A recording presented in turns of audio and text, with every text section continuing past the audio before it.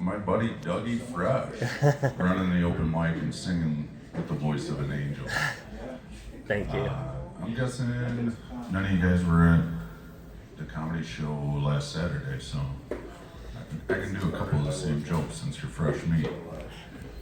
Hang on, first, let me, I gotta clean my lenses. I'm kidding, I got perfect vision. I just wear these, if I can't be smart, I gotta try to look the part. It's funny how I got started. I was at a festival, and my friend came up wearing some glasses. I was like, hey, you look good in glasses. She goes, you wanna try them? I put them on, and I was like, wow, these are amazing. What are these lenses? And I wore those the rest of the night, and had to go on a road trip the next day. And it was a 9-hour drive, so I had to pull in the rest area for a safety net.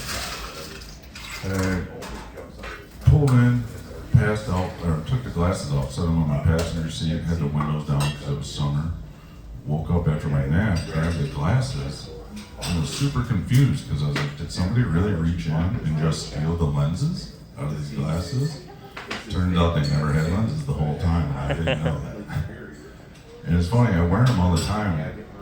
A lot of times people don't notice, but I've had people that do notice, and they get offended and get mad at me, and they're like, I actually have to wear glasses, which is a weird thing to get mad at. So, I never send unsolicited wiener pics to females, at least. My poor buddies, that's a whole other thing.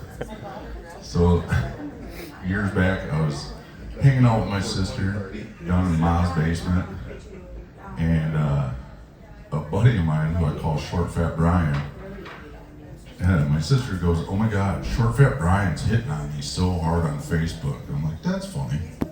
And about 20 minutes later, she's like, oh my God, now he's asking for a picture. So I said, give me your phone. And I went and I sent him a picture, a very unflattering picture. And this was back before smartphones too, so all he saw, it's an image. He probably got all excited, thinking he's gonna see my sister's boobs. Surprise, buddy. And then my other buddies, my main victim, Johnny Blaze, I just would periodically send him up short shots and stuff like that. And he finally caught on to it and stopped looking at them. So then I would borrow other people's phones and send them from random numbers. Yeah, speaking of Johnny Blaze, so we grew up together, both had single moms that kind of raised us together. We're essentially brothers. Years back, it was 2009, I'm living in Arizona. Johnny's mom, Laura, passed away. And so he went on what he called walkabout, just traveling around. He stopped by to see me in Arizona. He gets there the first night. We do a little partying. I had to work the next day. I did construction at the time. So I'm hungover all day at work. All I want to do is get home and smoke a bowl and take a nap. And I get out of work, I get home. Johnny and my girlfriend at the time are gone. I was like, perfect, peace and quiet. I'll get high and lay down. And I just had some, what they call Reggie's, regular weed down there in Arizona. And I remembered, Johnny brought some good Michigan green weed. And I look over at the table and I see the green Excedrin bottle that he had it in. So I go over and I grab that, I open it, I'm like, it's empty. And I'm like, yeah, there's some keef in there, the crystals. I was like, I'll dump that on top of my bowl, a little frosting on the cake, if you will. And I dump it on there, and I was like, that's not keef. I'm like, I guess it's Excedrin dust. So, whatever, fire in the hole. I go and I put the Excedrin bottle down, and I realized it was sitting right next to the cocktail shaker, which contained his mother's ashes.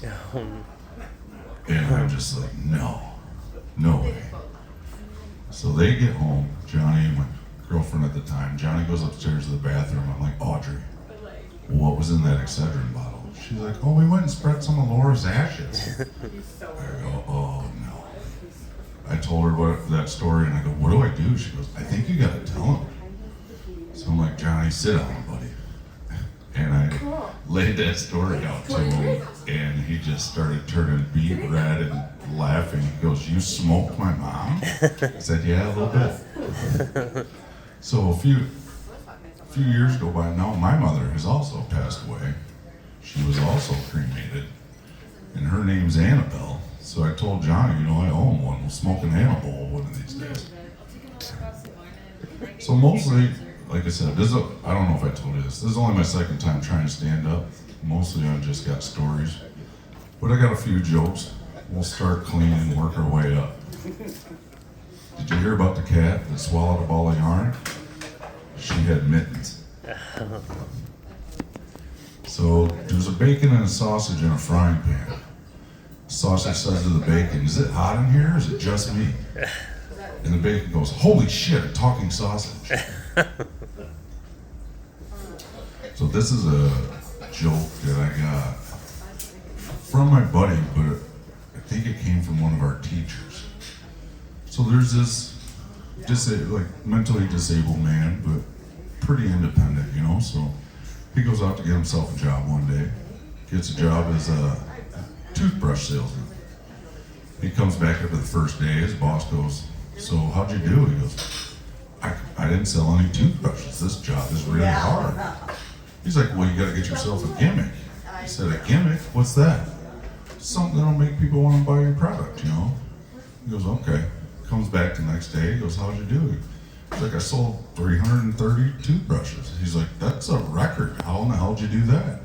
He's like, "Well, I got myself a gimmick." I started thinking about it. I'm like, where's there a lot of people? At the airport. So I went there and I set up a table with some chips and some dip. And I would ask the people, "Would you like some chips and some dip?" And they'd be like, "Yeah." They'd take the chip, they'd dip it in the dip, and they'd take a bite, and they'd be like, "This dip tastes like poop." "It is poop. Would you like to buy a toothbrush?" So I came up with this Corona joke a while back.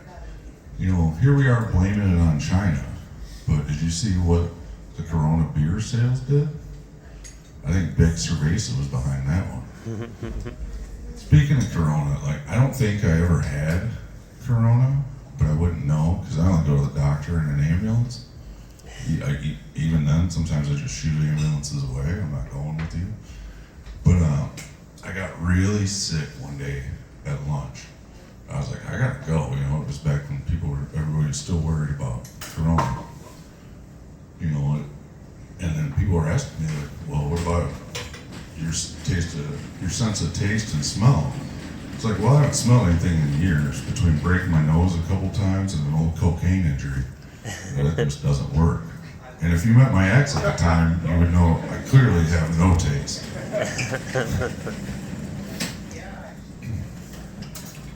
So here's another good festival story. They made me head of safety and security for this small festival years back. And the power went instantly to my head, so I just started telling people, "No everything." People are in the sun, I'm like, "No sunning, get in the shade." I went, and it was a small festival. I literally interacted with probably every single person there. And I come across this group of kids hula hooping. And I go, "No hooping." And this 12-year-old redhead girl, who, like I said, I had interacted with, she was not from down south. But she goes full southern on me. And she goes, "Why? Is it because I got these rusty hinges?" Which is just the wildest thing. I couldn't believe she said that.